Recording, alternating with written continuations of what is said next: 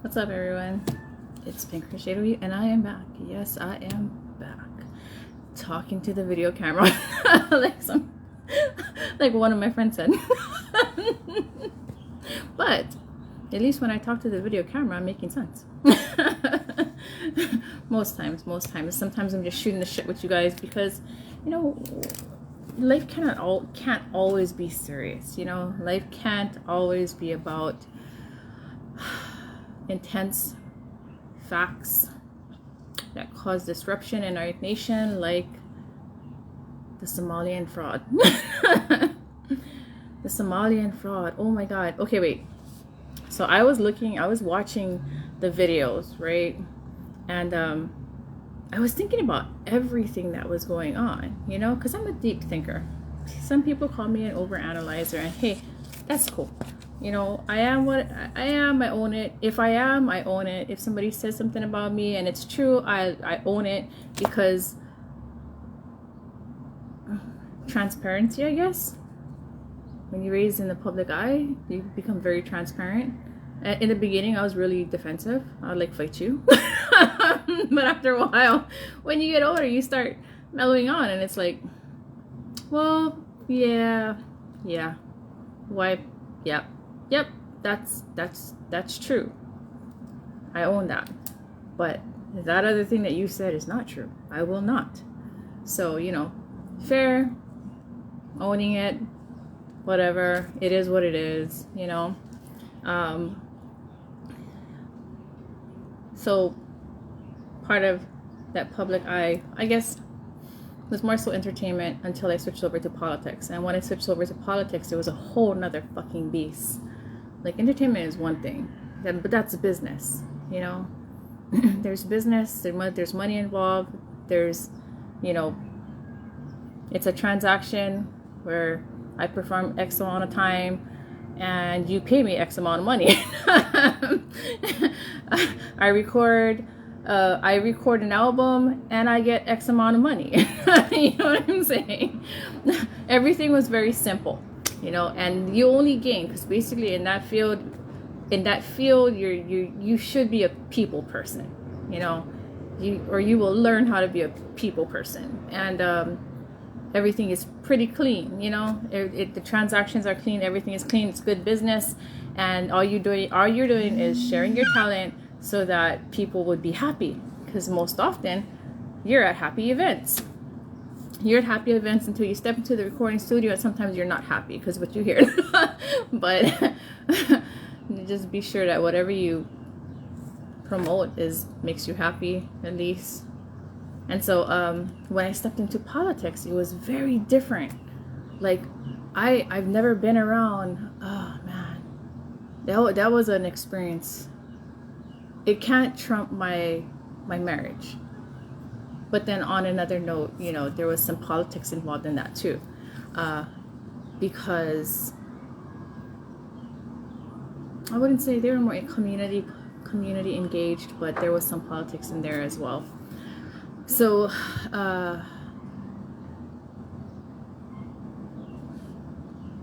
it was an experience for me, and I guess being directed into that field, because in my mind it wasn't an option. I didn't know that wasn't the option that I wanted to choose. But it was the option that I wanted to choose because it had to do with helping my community, and that's what I was all about helping my community, helping people, helping programs. And sometimes when I would help people, sometimes it would blow up in my face, and nothing I ever do, just to set the record straight, nothing I ever do is intentionally to help anyone. And that's where I found conflict in that area, but there was a lot of things that were said that were never revealed. And that's why when I see these protests, I see these Free Palestine protests, and I see all of the college students and the younger generation, you guys are supporting socialism in our country. Me, speaking through experience, I was in your shoes. You genuinely want the best in your community. You genuinely want the best in your country. You genuinely want the best for you and your family. And some of you guys just want the best for you because that's all you got. And if that's the case, then you roll with it. But when you do those things, you have to think about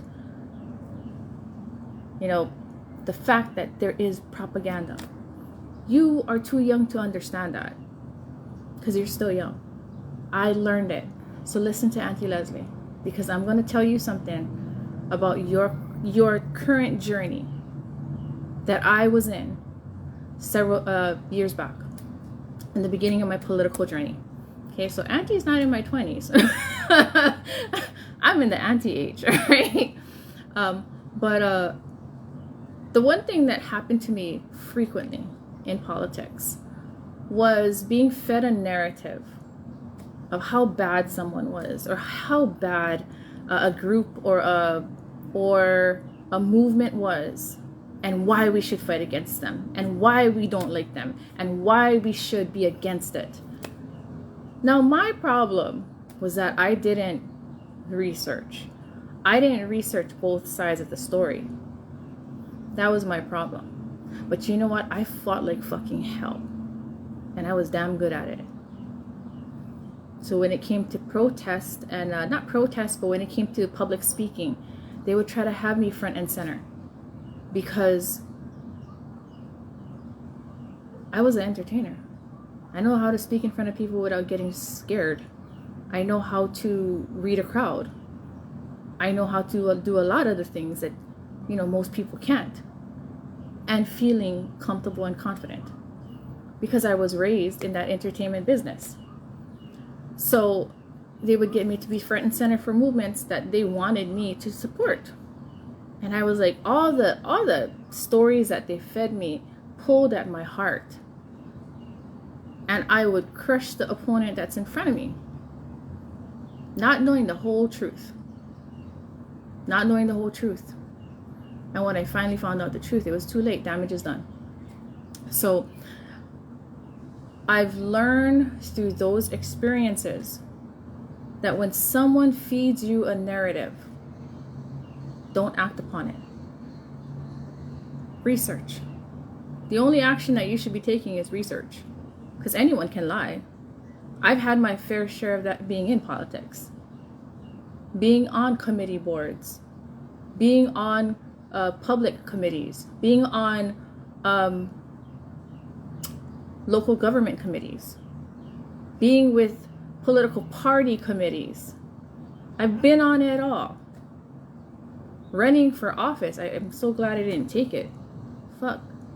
That would be the end of my freaking, reputations. And then of course you have to also remember that having ran for office, when someone wants the seat, now this in politics, when they really want the seat, they will destroy your ass. They will destroy your reputation. They'll take it as, it depends on who you're running against, and who's backing them, and who's supporting you.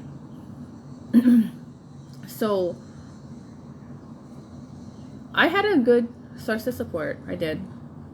It's just I couldn't step on the next person because I didn't have it in my heart to do that. My way of addressing someone is straightforward. It's going to be me and you, and we can debate this shit off. And I will have my facts. Make sure you have yours. Most often they didn't. They didn't have the skills that I had as far as speech, as talking. And so, they'd start rumors like, oh, she's not a good public speaker, blah, blah, blah, blah. And I was like, yeah, that's why I destroyed your ass on that panel. You know what I'm saying? So there's a lot of twisted stories, and that's something that people have to be aware of when it comes to these kind of political events and these campaigns, especially the campaigns. A lot of you guys are being fed a really bad narrative to support a group that will kill you in a heartbeat. Those of you who are prancing around saying Free Palestine, do you know what it's about? A good majority of you don't. I see these content creators, and they're just interviewing random people at these protests, and you guys don't know what you're talking about because you haven't done your research. You listen to one narrative, and you're more than likely going to destroy a person who could help you. Like, I know that the Free Palestine movement is not a movement that you should be supporting, because it is a movement that will destroy your culture. Free Palestine. Free Palestine from what? Free Palestine from Israel. That's what everybody's thinking. The good majority is free Palestine from Israel. But do you understand what role Israel plays? And do you understand what role Palestine, Free Palestine, plays? Free Palestine supports a terrorist group that took over a country, not even a country, a little slap, but that funds basically them. Their whole objective is to take out Israel. What did Israel do? What did Israel do to make them want to take them out? To make this radical jihadis annihilate them? Exist. It was just because they exist. It's a spiritual religious war if you really think about it. And that's something that a lot of you guys out there protesting don't understand. You want to know why? Because you have no foundation in your religion, in a religious belief in Christianity. Many of you turned away from Christianity. You don't know anything about Judaism, of course. I didn't know about, I knew.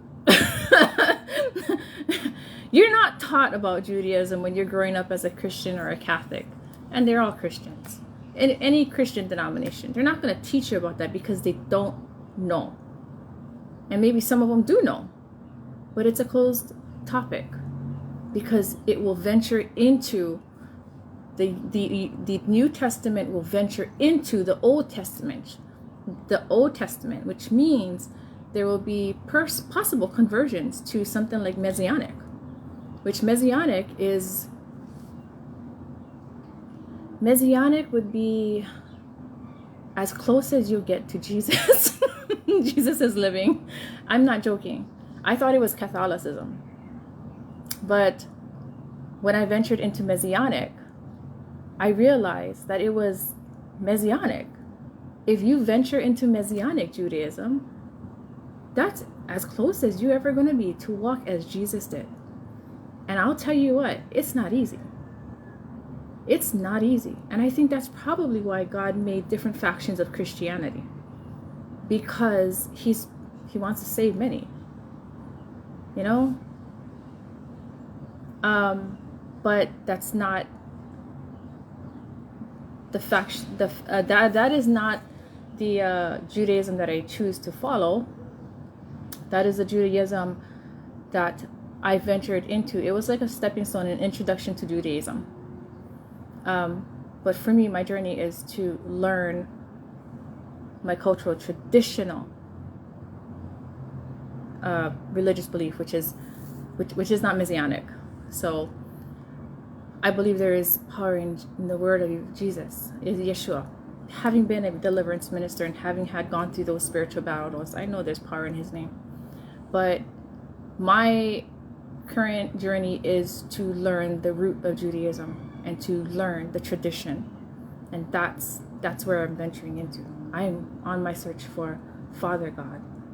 So that's that. But if you don't have a foundation in that religions, whether it be Judaism or it be Christianity, and any faction of Christianity, when I say faction, I'm talking about any denomination of Christianity,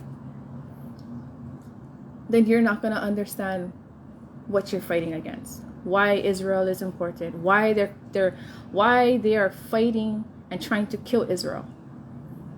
If you understand, if you read the Quran, I think that's free for everyone to do if they want to, if they choose. For me, I don't choose to do that because I have a scripture and I follow my Torah. I follow my scripture. And I don't have any desire to. Sometimes when people are debating, I kind of want to read it, but then on another note, I'm not, because that's against my belief. And so I hear what they say about their religion. And it's not very nice. when you are being told to kill someone because they exist, and you don't have the living word of God coming at you. See, they always try to compare that with Judaism and the Torah and the beginning, the scriptures and the prophets. And it's like this. The difference between the prophets, Father Abraham, and this Quran you guys are reading is this. When Father Abraham was moved to do things, including war, God spoke to him. God spoke to him. When the prophets were moved, God, or the angel of God, came to them and spoke to them. I don't see anyone coming out saying that God spoke to them. What I hear from that side is the Quran, or their prophets tells them in the Quran that this is what we do. This is what we do, as in their whole group is going to follow what someone that they don't know, they've never met, they haven't heard, but only wrote, and then also finding out that he wasn't able to write. They'll read the scripture, which I feel is kind of sad, you know, but yet they have to follow whatever context, whatever writings whatever scriptures that they're reading from a prophet that they don't know, that does not talk to them, that teaches them how to basically be of the world. He teaches them how to be of the world. You look at the two different scriptures. You look at the Old Testament, you look at the New Testament, you look at what I look at whatever they're saying about their own scriptures, if they actually know anything about it. And you compare them. And you find out one promotes death, violence, and disrespect to humanity. The other one provides instruction. Not only does it provide instruction, but it also provides accounts, various accounts of God speaking to them. The thing about God is he continuously speaks to people today. It's a confirmation that this line of scriptures is real. You have people that are meeting Yeshua for the very first time, not knowing who he is. Meeting the angel of God, not knowing who they're talking to, because their religion is Islam, so they don't know. You know what I'm saying? But you know, I see the conflict that if any religion tells you to kill a living person on the count that they just exist, not the count that they committed a sin, but on the count that they just exist and you know nothing of them, it seems more pagan. You know, it seems kind of more like a pagan teachings. You know, I want to be gentle to every person that I come across, but facts are facts. Facts are facts. It's real. I joke about things, trust me. People who know me will know I joke, and some of my jokes are just hilariously funny because they're kind of mean too, but then they're funny because that's stuff that's happening today. But I mean it in the most kindest way, I do, or the most jokiest way. I mean, not to be taken too serious about that, but you know, you're thinking of it, nobody wants to say it, I'm gonna say it. I'm gonna say it. Because it's what I see it, you guys see it. Come on, let's not be pretending like we can't see the obvious. But a lot of you are falling for a trap that I fell for years back. And it's the trap of one person's narrative. It is a trap of one person's narrative. It's the trap of one person's narrative. And that's a dangerous thing. It's so dangerous when you fall for one person's narrative. It could mean, one, you're an enemy to the opposing side from the get-go, and you just finally found something against them. And it may not be true, but you just want to roll with it because you like the evil. Or two, you're actually a good person and you were schemed and you were lied to and you were used. That's the part that pissed me off, is the fact that I was used. I was used to harm someone else that didn't deserve that, because they had every good intention and what they were fighting for was just and was right. That's the thing that set my ass off. And I hope that's the same thing that will set your ass off, so you learn to research about the controversies in this world. You can take the narrative of one person and roll with it and say, yeah, that's the person, because look at them, they're crying. They're crying so hard. It's hard not to believe that they are the victim. But let me tell you something. Most times, the person who's not the victim don't cry. They stand by what they say. They stand by what they say. They'll give you facts. This is what happened. XYZ, XYZ. This is what happened. They're not going to be crybabies about it. They're just going to state facts. This is what happened. It was sucky. It sucked, but you can either choose what is right or you can choose what is wrong. Most often, the one that's crying with the crocodile tears, once they get caught, they're like, I didn't know. Gotta watch out. These people get crocodile tears. Free Palestine. They're healing our kids. And they don't give a fuck about kids. They're fucking raping them. They're killing the women. Oh no, your women were already oppressed. Trust me. We know. Free Palestine. They have so many rights. What happened to free 9/11? What about September 11th? What about 9/11? How about that? I remember they were cheering in their cars and throwing candies on the fucking street. We have videotapes of that shit when 9/11 happened to our country, and they were praising, singing, dancing, throwing fucking candy, the same shit that they did on October 7th to Israel. And it just blows my mind how all you young kids that was affected by that war, majority of you, your parents had to fight that shit. A lot of your parents got deployed, and when they got deployed, that wasn't the happiest moments of your life, because they should have been there to raise you. They stole years from your life, but yet you're over there chanting for their freedom, their crocodile tears, not their freedom. You're chanting for their crocodile tears and maybe $500. That's actually your tax monies.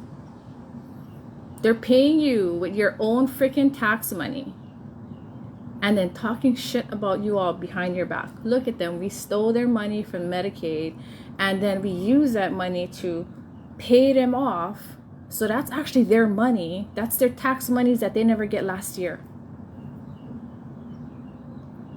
These fuckers was like pocketing $5 million a fucking year off of tax dollars. And the thing about it is, after watching Nick Shirley, after watching Sean Ryan, after watching Watch Floor and all the rest of these informative podcasts, I believe that every state has their fraud. Every fucking state has Somalian fraud. But what really blew me away is how confident they were when Nick Shirley said, "Where's the kids?" And they turned to the guy next to Nick Shirley, who was auditing them and doing an investigation on him, knowing that he was probably a state or federal worker. The first thing these Somalian people, fraudsters, said was, "Who are you and who do you work for?" As in, I'm going to make sure that you never get heard. When somebody drops that line, "Who are you and who do you work for?" Especially if they're fucking foreign and they don't know much, they shouldn't know that much about a government. That means, one, they know inside information. That means somebody above, higher, is watching over them and is cleaning up all that mess and making sure that person disappears. he had too much confidence when he was saying that. Who are you and who do you work for? As if you tell me who you work for, I'll make sure that you're going to get in trouble. That's a threat. For people like myself who worked in that government system and in local politics and local community engagements, when somebody drops that line, that means they know somebody powerful above you. That's a threat. It means you better stop investigating or you better stop fucking around with me because I know somebody higher than you. That's the only time people drop that line. Who are you and what agency do you come from? It's kind of like he was coached to say that. Because how is it that this fucking guy can't understand English, but he can understand that well? He can't speak English well, but he can say that well. How is it that fucking guy cannot speak English, but he can say that line? He can say that line really well. Who are you and what agency do you come from? And the rest of it is all fucking gibberish. Like, the fuck did he just say? Is he speaking Somalian or English? You know what I'm saying? How in the freaking hell does this fucking guy, Somalian guy, he can't speak English good, but he can sure drop that line very clearly. Who are you? Or what's your name? And what agency do you come from? Or what department do you come from? Those are words of threats. That's a threat. That's a fucking threat. That means I know people higher than you. And you better stop investigating. Or you better stop whatever you're doing because I know somebody higher than you. That's the fucking line that people drop. Oh, really? What's your name? Oh, really? What department do you work for? That's a I have more power than you. That's a I have more power than you. I know more people than you, and you better stop doing what you're doing. That's the only time somebody like that will drop a line. It's fucking amazing how this guy cannot freaking speak English, but he can say that line very well. So to me, when I look at that, I think, oh, Brad, that is coached. That is the line that they all learn. That is the line. That is I have a mama higher than you. And so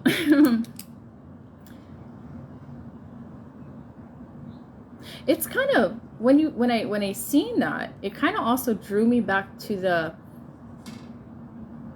their response to Nick Shirley. So this guy, Nick Shirley, this journalist, Nick Shirley, he's stating facts to them. This is fraud.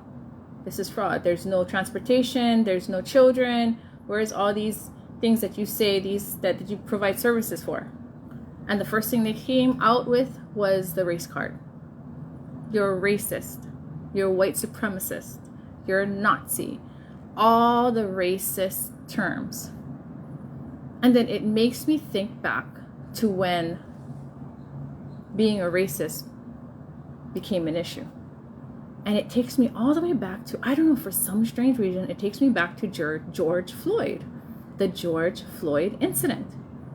It takes me back to the George Floyd incident, and it makes me think, was that all fucking staged? Was that a fucking staged situation? Or was it just a handpicked situation? Because how is it that fucking George Floyd, who was, no disrespect to the family, okay? But how is it that he was high on drugs, like high on drugs? He was combative against the police. He wouldn't stop moving. Yes, one of the police officers applied way too much pressure to his neck, stopping his breathing. But the thing is, they couldn't get him under control. And yet, even with all those efforts, and this is not, his situation is not the first. There are many, many other situations that came up like that, but not as much. They did not focus on any of the other ones more than they focused on George Floyd. They made that guy a saint. And the thing is, how are you gonna make one saint out of somebody who was doing drugs? He was high. He was high on drugs, and he was combative. He was resistant. So he was resistant to law enforcement, which is already rebellion.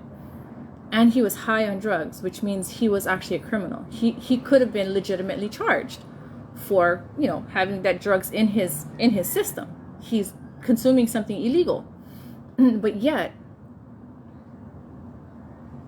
there was a major protest, and the focus was racism. It was racism. It was police brutality due to racism. And so the racism card became an issue, like a major highlighted issue where, ooh, you know what? And the same people that supported George Floyd are protesting for pro-Palestine, for free Palestine. So it kind of makes me think, was this shit all freaking schemed where they would pull that fucking credit, that race card, so it would jolt the whole community and make them scared to bring up, you know, crimes by people who was of color, because they don't want to be known as the racist. Because look what happened with George Floyd. Because shortly after, all these Somalian non-profit organizations started popping up, and ain't nobody said shit. Why? I think they were coached to say that you're a racist, so people back the fuck off. Because from the very top to the bottom, that's all they're saying. You're a racist, you're a Nazi. From the very top down to the very bottom, to the nonprofit organizations, from the corruption on the top all the way down to the nonprofit organizations that are getting busted right now, that's the first line they spit out, is you're a racist. Why? Because they know, hey, somebody set the pace for us. Somebody set the pace for us to drop that race card, and they'll get scared and they'll back off. To me, it makes me wonder, is this a whole fucking scheme? Did they think about this shit from back then, from George Floyd, and to set the pace for fucking Ilhan Omar and then the rest of those freaking nonprofit organizations, so nobody would say shit to them because they would be afraid to be called a racist when you're calling out criminal behaviors? Ain't nobody racist here. Ain't nobody racist in this situation. You're busted. Nick Shirley shouldn't feel bad about being called a racist at all, because he's not a racist. Ain't nobody a racist. The thing about it is this, unfortunately, everyone who's calling the bullshit out is not from Somalia or that region. So it puts them in a position where they can be called racist. Somebody go get a Latino. Somebody get a fucking Latino, a tan Latino, and go cover that shit. So that they can't call them racist. And I bet you I'll put down $1 million from their Medicaid that they stole. That if you put that Latino or Latina or that poly or that whatever, any other freaking tan person out there, or a person like even light brown, if you put them out there and you call them out for their shit, they still will call you a fucking racist. The racist card, it's done. That shit is done. But we have to deal with this nonprofit organizations and the whole migration of Somalians coming into this country. So I was watching those videos that I posted. Okay, sometimes I just post videos just to watch it later on. Okay, I should save them, but then I have videos that are saved that have recipes, and I don't want to, and fitness videos, and I don't want to mix them up. I don't want to mix the politics up with my recipes and my workout videos, which I really need to work out because Mama just got like I added 5 more pounds to my freaking waist, and it is horrible. I'm just one big fatty right now. But that will change. Okay, so I was looking at I was watching that video about that one Gateway LLC or Gateway nonprofit. I don't know how it can be an LLC if it has a nonprofit organization, because a nonprofit 503c, which is a nonprofit organization, is not the same as an LLC. So let me correct you guys, for those of you who are, announcing it as an LLC. You better go look at Gateway again. Because if it's an LLC, they can't be, I guess they can't. No, because if it's a nonprofit organization, no, yep, they can. So, the owner of Gateway, his name is Abdullah Ali, so he's running for president of Jubaland. Jubaland is located in Somalia. Now, what I found very interesting is the fact that he chose Jubaland. Okay. The fact that he openly thought that he could speak about his finances coming from America to grow his militia so that he can take over Jubaland by force. That's fucking jihadi as shit. Matter of fact, jihad, that's what jihad means. It means they'll use violence to achieve their political goals. That's what jihadi means. So when you see these quote unquote jihadi Muslims in our government, they're not using force. Not yet, because they can't. And I pray that they will never be able to. As long as we have our president and his cabinet in that position, we're fine. But elections is coming up, people, and I'm telling you, vote red. Fucking vote red. I'm not fucking around. But this guy, I'm not saying all Democrats are bad. I think some of them are very misinformed, like myself. Okay, I was misinformed. I was misinformed. So this guy, Abdullah Ali, is running for president of Jubaland.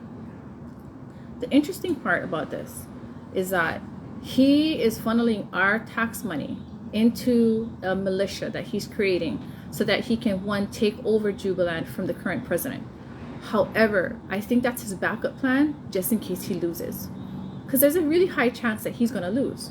The reason why is because Jubaland their focus in Jubaland is counterterrorism. Counterterrorism against jihadi. Okay? That's what their government focus is in Jubaland, Somalia, in that portion of Somalia. So it's counterterrorism against Al-Shabaab. Al-Shabaab, which Abdullah Ali is supporting. So he's funneling all that money back to Al-Shabaab. He's feeding them. He's creating his own militia so that he can take over Jubaland. Now, Jubaland is a buffer zone of Kenya. Okay, it prevents instability in Kenya, but it also protects against. It protects Kenya against being infiltrated by Al-Shabaab through the southern Somalia, yeah. And it also prevents Al-Shabaab from entering not just Kenya, but Sudan and Ethiopia. Sudan and Ethiopia, they have Muslims, but they're Sunni. So Sunni don't believe in the whole jihadi thing. Sunni is like UAE, Dubai. They're not into that jihadi thing. Matter of fact, they kicked the Palestinians out of UAE, Dubai area, because they tried to overthrow their monarch. Same with Saudi. So they don't, not every Muslim or every person who practices Islam is bad. The Sunnis, they're pretty peaceful.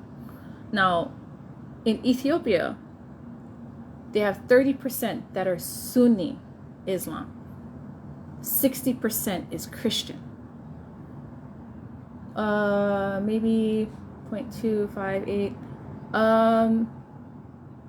Maybe about 58%. Okay, so 58%, let's just say. Okay, so 65%.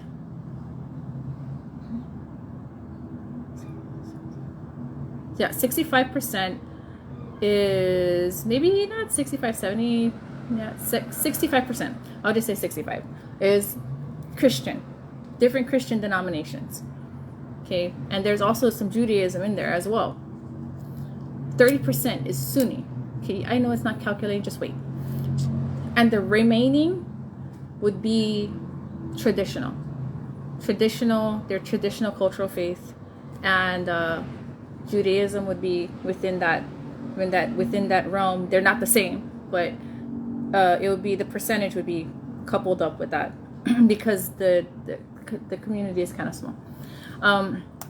But Jubaland prevents jihadi Somalia from entering Kenya, Sudan, and Ethiopia. And those are the countries that are dominantly Christian.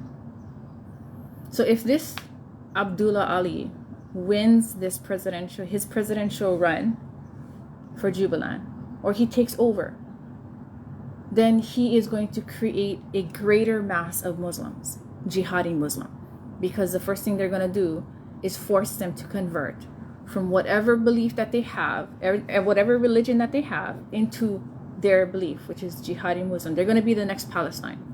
They're going to be the next Hamas. And they're just going to expand their territory. So it will probably be in our best interest to help out the current president of Somalia, Jubaland. The reason being is because he focuses on counterterrorism. He focuses on keeping Al-Shabaab out of those three countries, which are Christian dominant. Another interesting fact was the location of Jubaland, Indian Sea.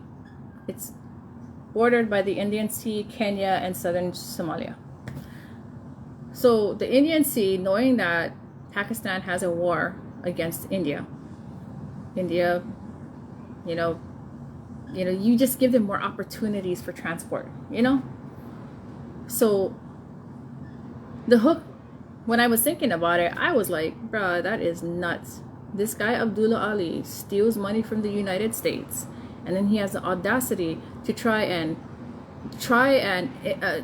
execute his fucking plan to take over Jubaland so he can extend his territory in Somalia, that portion of Somalia which are Christians, and then of course has Christians, and then take over Kenya, take over Sudan, and take over Ethiopia.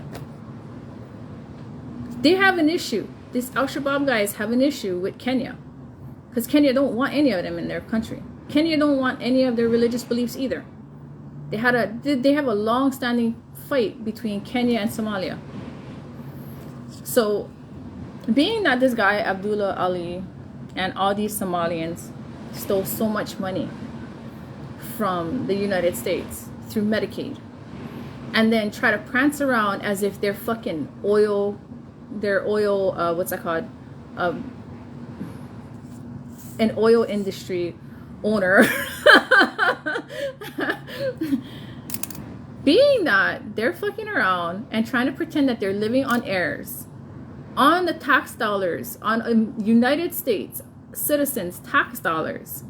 You guys all you fucking gold digging motherfuckers are all out there thinking that you're getting paid from somebody who has a lot of money and a lot of resources when you're getting paid from your own money. And that's where the joke is. That's the fucking joke. That they can steal your money, pay you with your own money, pay you to backstab your own freaking government, and you willingly do it thinking that they have something great.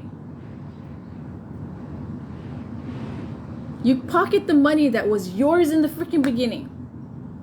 That was your money anyway. Do you understand you understand where the laugh is coming from? Do you understand why they call us stupid? Do you understand why they call Americans dumb? It's because they pulled off the biggest fucking scheme on us and used it against us and made a lot of you bow down to them, thinking that they had something great when they really didn't. And made a lot of you guys bow down as servants to them who had nothing. They just had a scheme. They had a scheme to fool you, and you were fooled. And that's how their religion works. Their religion works just like that. They fooled you because they don't look at you as a human being. They look at you as an animal. They fooled you. You gave them money. They paid you from your own money, our own tax dollars, to serve them. Oh, some of you public servants really serve them. You were their servant, and they paid you with your own money. You were their servant, and they paid you with your own money. And on top of that, they all laughed. They laughed. They laughed because they were like, look at those dogs. Change from one dog to one lion. Become one lion. And you know what one lion would do in this case? Kick all their fucking asses out. Make them repay the money back. And on top of that, if they do not repay the money, they still have to pay something back. To me, I think if they're gonna have to, if this was me, I would tell them, look, you're gonna pay me back. You're gonna either pay me back, I'm gonna repossess some of your land. It's not fair that we gotta go through that shit. When we are in debt, you know, the freaking banks, the freaking when people put your ass in debt, especially here in the United States, if you freaking owe the bank something, or if you owe some business some money, and you know you willingly took it, do you know what they do? Man, if you make a loan, education loan, I'll just use that as an example. You pull out it, you take out an education loan, and you can't pay it, and that's the government. Do you know what they do? They tax your fucking paycheck. They will take your car. They will take your house. They will take your dignity. So why the fuck you gonna let these guys that was laughing at your ass go? Why would you guys let somebody that would take your money, make you bow down to them, like you in servant, use the money that they took from you to pay you, and laugh at you, and then turn your freaking streets into a shit show, turn you into a laughing joke? Freaking Tim Walz, you can't run for governor because of them. You can't run for shit because of them now. You just ended your fucking career. You should be mad at yourself, but you should be more mad at them, or the person who put you up to helping them. Bruh, let me tell you, either one, I would get that person who helped me, asked me to help. What are you guys doing? What are you guys fucking doing? Like, our own citizens, we're treating them worse than we would be treating a bunch of immigrants that have fucking ripped us off, and they made us a laughing stock, and then grew their country. They represent their country, their lifestyle. They're going to the fucking Maldives, okay, for vacations, rolling in Mercedes Benz off of our tax dollar money, not providing the services that they said they would. God, thank God that they didn't have any kids there. I could only imagine what the fuck they would teach them, some jihadi shit. But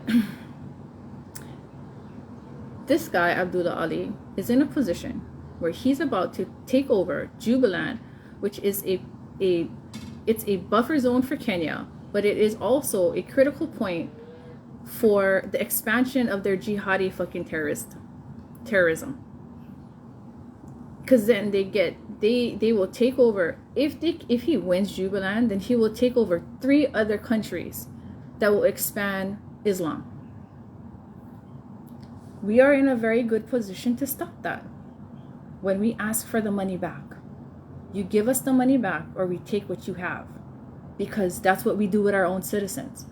When our citizens don't pay shit back, we look at them and we say, oh, okay, well, you have to pay us back the money, and then on top of that, we're gonna take your car, we're gonna take your land, we're gonna take some of your paycheck if you have one, and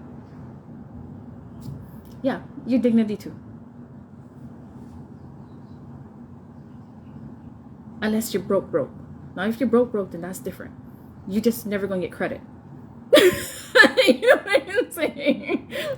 Shit, our freaking citizens gotta go through shit like that. A lot of our citizens are in debt. They don't have fucking credit. They can't even buy themselves a fucking apartment because their credit is so fucking bad, or they can get themselves a house and mortgage because their shit is so bad. You guys are putting your own citizens in debt fucking because you guys don't like them, but you guys got a bunch of fucking foreigners who are jihadis that want you dead, willing to use your money. You guys letting them go. I don't understand that. Where's the sanity in that? You the group of evil people. can you guys come together and fight a good fight? Can you come together and fight a fucking good fight? Because man, you guys are doing shit ass backwards. Fucking Somalia is strategically positioning themselves to win Jubaland so they can conquer Kenya, because they had a long-standing grudge, a long-standing war against them, but also to expand their territory so they have more people fighting for them when they decide to wage war against us. We're at a point where will we let that happen? Look, Democrats, you can save your ass right now by freaking stopping this guy. By helping you combine your forces. Stop fucking around with the Free Palestine bullshit. Did you know that if you take that money, whatever money is coming your way, it goes both ways? You know what I'm saying? You gave me money for protests, I can just have one person out there freaking protesting. You know what I mean? I met the terms of our fucking agreement. You know? But then, you know, that's kind of bad business too. Maybe just rejecting it. No, I don't want to be part of that. Yeah, I don't need no summer house. No, fuck you. You know what? That's more taxes I gotta pay. That's more taxes I gotta pay. That's more upkeep and maintenance that I gotta fucking do. And everybody is like, oh, but I'll have stuff I'll have generational wealth that I'll you know, pass over to the next generation of mines, and they'll always be wealthy. But you know what? Some of you guys who are first time wealth builders, like this is your first generation of wealth builders, you guys do not know shit about freaking planning and estates, do you? You don't know horror stories about families breaking up because they're all trying to get something from the parent that passed away. They're all stealing from each other. They're all fighting with each other. One person going to sweep everything. That person is a fucking crook. But you gonna watch your family fall apart. Or you can live an honest life. You can live an honest life. Teach your children. Give them the knowledge of how to live a good life and how to work for what they have, because you know what, you work for what you have now, and these are your comforts, okay? And you teach your kids how to do the same thing. That's part of living life. If everything is so easy in life, then you're not living life.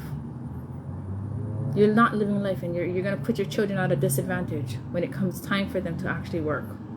You know, there are some smart people who have generational wealth. They understand that concept, and they make the kids work for and learn how to work at a young age because they've been in that wealth pocket for a long time. But those of you guys who are striving to become super, super ass rich by you know, doing scheming, undermining shit, you don't understand that you're walking into in a position and an era that you know nothing about. There's more to being rich than just being rich and spending money. And if you don't have the understanding and the generation of you know, that generations of wealth that you learn from your family, it's like a, what is that? A generational understanding. Then it's going to be hard for you and your family. You might just lose everything. But the one thing that you know you will never lose is if you teach them good morals. If you teach them how to work hard. If you teach them that life is not just about hardships, but sometimes the blessing is in the hardship. They don't have to be poor all their life. God doesn't want you to be poor all your life. You're supposed to prosper. But sometimes wealth comes in different forms. And the greatest wealth that anyone can ever have is the wealth of a peace of mind and a peaceful environment. It's the greatest wealth anyone can have. But I'll tell you what, when you start chasing after dollar bills, you're not from that generational wealth people group. You're gonna have problem after problem after problem every fucking day. After problem after problem after problem. Show me a successful man who has no problems. There are some men, they're born into that. They know that, they can handle it. And there are some of you chasing after that, and you know nothing about what you're chasing after. But these guys, these Somalian fraudsters, they know what they're doing. It's as if they were planning it since George Floyd. This fucking ball was in motion since then, I think. Maybe, yeah, because that's when the whole race card boom happened, and shortly after they'd be opening up their freaking nonprofit organizations. Was that a fucking blanket to keep people from pointing out your guys' crimes? And was it thought from somebody sinister who sat on a very high position? And where did this person get their help from? It looks like a huge fucking collaborative effort. I am not suicidal. I'll tell you guys that right now. I'm not sick either. So if all of a sudden I get fucking sick, somebody poison my ass. I'm not suicidal. I go through a lot of challenges, but I'm not suicidal. Why? Because it's against my religious belief. Whether I'm a Christian, Catholic, Judaism, all of them, it's still against my belief. Judaism, I know, forever. It's against my belief. Aside from that, the challenges that come before me only draw me closer to God. The challenges that come before me only draws me closer to God. And God reveals all these things. So if you fucking think that you can fucking make life hard for me, God gonna reveal more things about you. And you might be the next topic on this freaking video. So do not mess around with me when it comes to my God. My God is stronger than you. My God is, I have a strong God. I have a strong God. And I have a purpose. And ain't nobody gonna take that purpose away until it's fulfilled. So, with that, be the racist. Be the racist. I pray that our government will shut that shit down, that Somalian shit down, and the same things that the banks do, and businesses do, and collectors do to our citizens should be done to them. Because if they want the American dream, bam, part of this is a fucking American dream. You steal from the government, yeah, you get thrown in jail, but you gotta pay everything back. You gotta pay everything back, and if you can't pay it back, then they go after your assets. If you ain't got no assets because you're broke as a fucking joke, they go after your credit. What's the difference between a citizen and somebody like an immigrant? Everybody's scared to be called a fucking racist. They're scared to be called a racist. They're scared of protests. Protests? You guys are dumb. All these people protesting free Palestine. You guys are being paid off by your own freaking tax dollars. Did you know that she was freaking they're funneling money to all the people that you're paying you? Did you know that? You guys are dumb. You guys are a fucking bunch of jokes in their eyes. They look at you and they laugh. Because they're paying you with your own tax money, and you're destroying your own country. You're destroying your own safety. You're destroying the one country that will protect people who transition and convert out of Islam. The one country, the only country standing that will protect people who try to run away from Islam.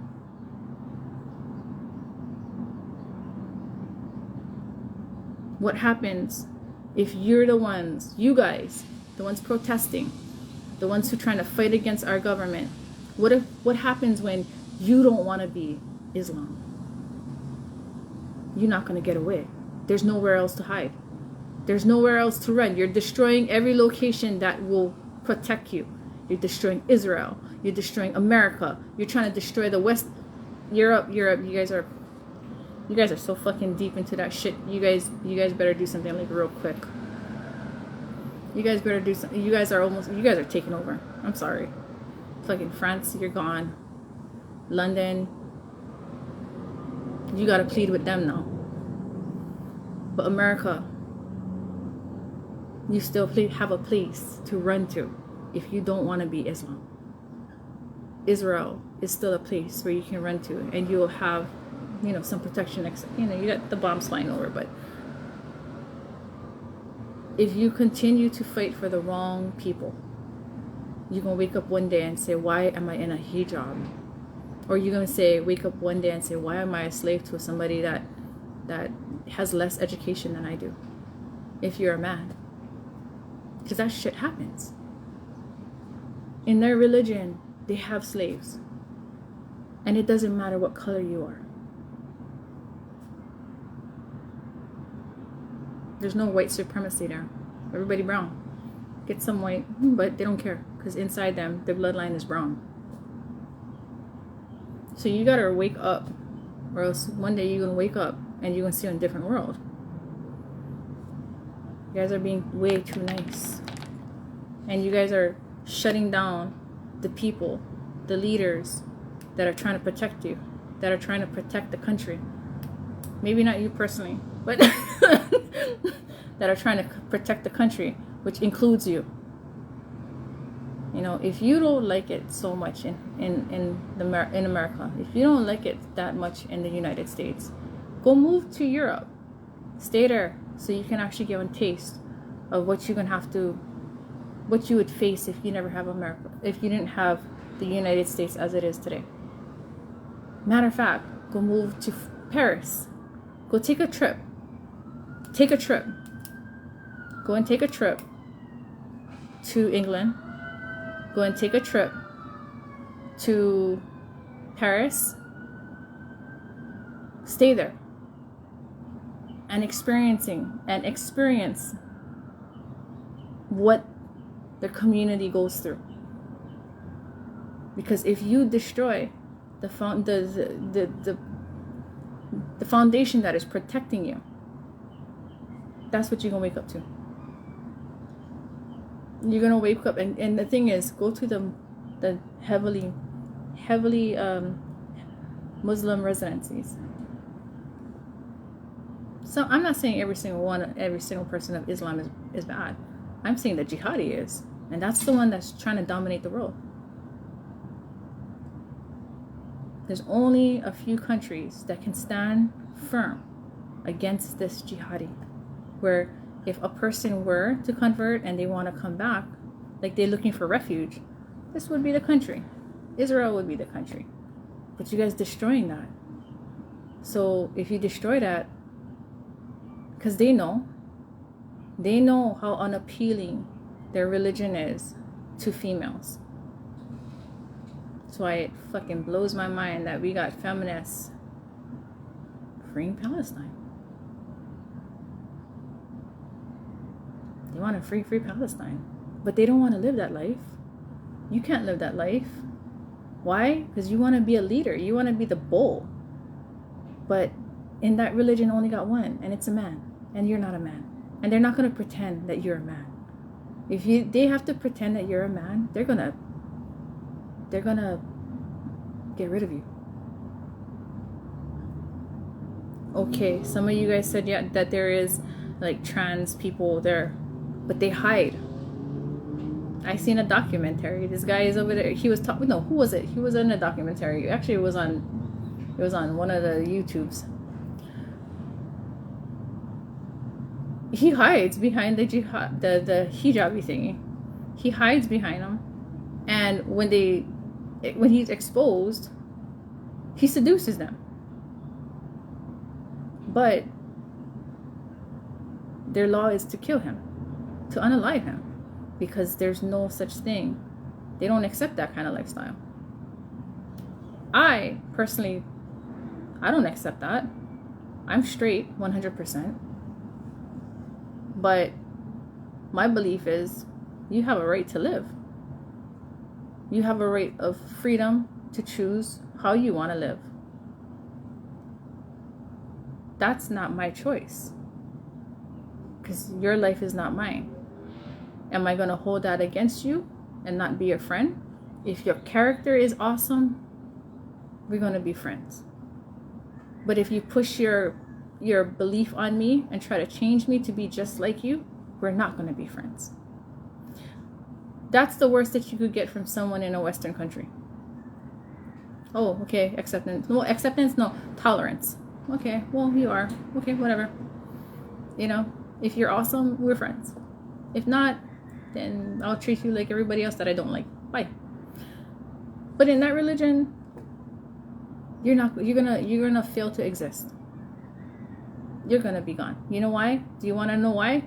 Because you can't procreate through natural means. Same thing goes in Catholicism. The understanding of Catholicism. If you cannot procreate, you cannot get married. If you don't have the intention to procreate, you're not gonna get married. They're not gonna marry you. Now you guys have the right, and a lot of you pushed your agenda on the Catholic Church, thinking that you can change them, and you definitely did. But I'll tell you what, that's one religion right there. Islam is one religion you ain't. You're not. They're gonna unalive you, because that's part of their religion. And obviously they're very passionate about it because they're trying to kill Jews. In their religion, that's what they say. That Haybar Harbar Yahud, it's saying that they're going to kill the Jews. From the mountain to the sea, they just extracted the gruesome parts so that stupid, useless idiots like those of you who are protesting for them wouldn't catch on to what they're doing to you. That's called manipulation.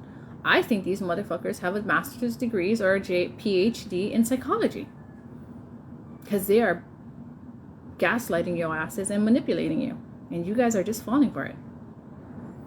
But as I go back to the beginning of this video, it's always in your best interest to do research, not on one side, but on both. And when you find facts from the sources, not from secondhand information, from the sources, then you can make a better decision, a sound decision as to who's right and who's wrong. That's what's important. So, always, I'm not going to end on a intense note like that. I'm going to teach you guys something today. I'm going to teach you about this. So, a lot of you have never seen me with a flower in my ear, right? So this was my trademark before. Yeah, before Jasmine Trias and all that other shit. I was wearing this. I am the original flower girl. But where do you put your flower? Everyone says if you are taken, that you place your flower on the left side because your ring finger is on the left side, right? Well, let me give you guys some Hawaiian insight where this actually came from. In Hawaii, there's two sides to your body. Your left side represents the feminine side, and your right side represents the male dominant side. And we have this, okay? So regardless if you're a male or a female, this half of your body, the left side, represents the feminine aspect. The right side represents the male dominant aspect, which means we have both in us. We have both traits, male and female, feminine and masculine. We have a feminine side, left side, the weaker side usually, and masculine, the right side, which is more so the stronger side. Most people are right-handed. They're stronger on the right side. Then there is a feminine side, the left side, which is normally considered the weaker side of your body. I'm not saying that indefinitely, but majority of us, our weaker side is our left side. Well, in Hawaiian, that side, if you place your pua or your flower on your left side, that means you're single. Left side meaning completely feminine, the feminine side of me. I'm single. I don't have a kane in my life. I'm not married. I don't have a lover in my life. I'm not married. But when you place it on the right side, that means masculine. I'm taken by a man. I'm in a relationship. My masculine side is fulfilled. He fills me. So that's the original concept behind wearing the flower if you're going full Hawaiian. Okay, if you're trying to use it and you're trying to rarely anybody does that, because when the Western concept became dominant, people would look at the ring and say, okay, the person has a ring on their left side, therefore they are taken. And they, projected it on the flower and the Hawaiian culture, which is not true. So the Hawaiian culture is a bit different. We have a feminine side, which is half of our body. The left side is feminine, and the other side, the other half, the right side, is masculine. So if you're in a relationship and you have a man in your life, you put it on your right side, meaning a man and he's taken, I'm taken. My masculine side of me has been fulfilled. If you are single, you wear it on the left side. Personally, my left side looks better. If you don't care, you just put it on the side that you look nicest.